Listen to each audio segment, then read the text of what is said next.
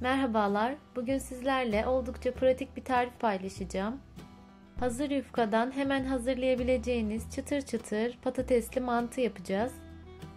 Bu tarif için orta boy 3 adet patatesi önceden haşladım. İster çatal yardımıyla, ister böyle ezici ile patatesleri eziyorum. Daha sonra birer çay kaşığı karabiber, pul biber ve tuz ekliyorum. Bu arada yeni videolarımı izlemek isterseniz kanalıma abone olup zil butonuna basmayı unutmayın. Tüm malzemeyi iyice karıştırıyorum. Mantı için 2 adet yufka kullandım. Yufkayı önce ikiye bölüyorum.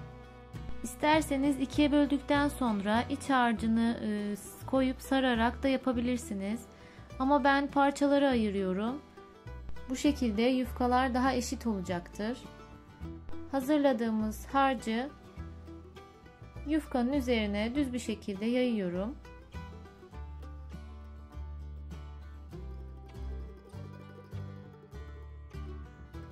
Daha sonra çok sıkı olmayacak şekilde yufkayı sarıyorum. Bu tarifi aniden gelen misafirleriniz için de yapabilirsiniz.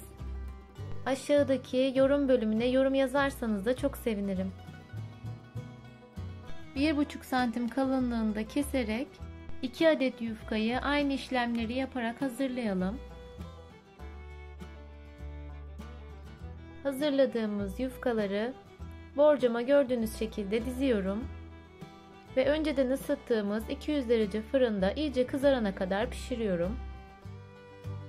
Servis yaparken isterseniz bu şekilde küçük kaselere sarımsaklı yoğurt hazırlayarak ya da diğer soslarla beraber servis yapabilirsiniz. İsterseniz de mantıları tabağa alarak üzerine sarımsaklı yoğurt ekleyip bir tavada pul biber ve sıvı yağ karışımını kızartarak üzerine ekleyebilirsiniz. Deneyecek olanlara şimdiden afiyet olsun. Kanalıma abone olmayı ve videoyu beğenmeyi unutmayın. Yeni tariflerde görüşmek üzere. Hoşça kalın.